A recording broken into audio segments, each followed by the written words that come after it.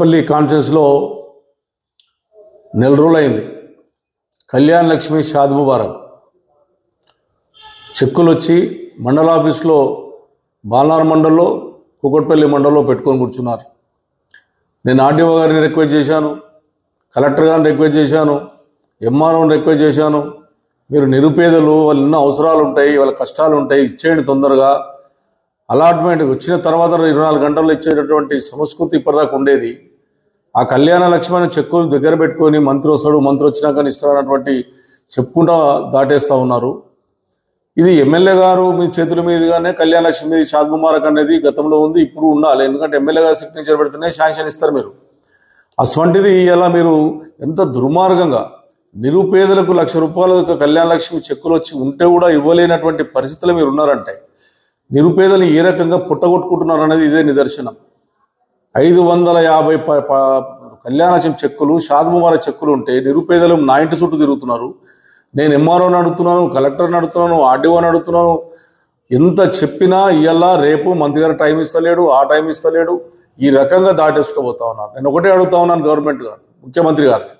ఒక ఎమ్మెల్యేను 72,000 మెజార్టీతో గెలిపించి కూకట్పల్లి ప్రజలు నాకు నేను కళ్యాణ లక్ష్మి చెక్కులు ఇచ్చేటప్పుడు, షాద్ ముబారక్ చెక్కులు ఇచ్చేటప్పుడు వాళ్ళకి భోజనం పెట్టి 24 గంటల్లో చెక్కులు ఇచ్చే సందర్భాలు ఉన్నాయి. ఈ కళ్యాణ లక్ష్మి ఇచ్చిన నుంచి ముఖ్యమంత్రి గారు కేసీఆర్ గారు పెట్టినటువంటి స్కీమే నిరుపేదలకు అదొక మంచి అవకాశము, వాళ్ళ పెళ్లిలకు ఉపయోగపడుతుంది, అప్పులు చేస్తారని చెప్పి బాధపడుకుంటూ ఆ రోజు ₹1,00,000 కళ్యాణ లక్ష్మి చెక్కులు ఇవ్వమని చెప్తే మీరు ఇవ్వకుండా నెల రోజుల నుంచి కూకట్పల్లి కాన్ఫరెన్స్లో ఆపడం అనేది దుర్మార్గమైన విషయం. రెండోది, మీరు ఇంకా తులం బంగారం ఇస్తామన్నారు.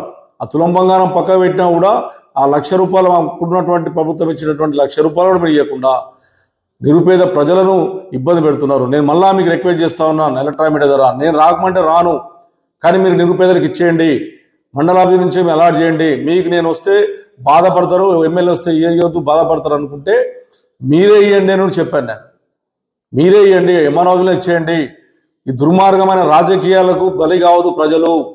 దుర్మార్గంగా ఆలోచన చేస్తున్నారు మీరు, ఇది మంచి పద్ధతి కాదు.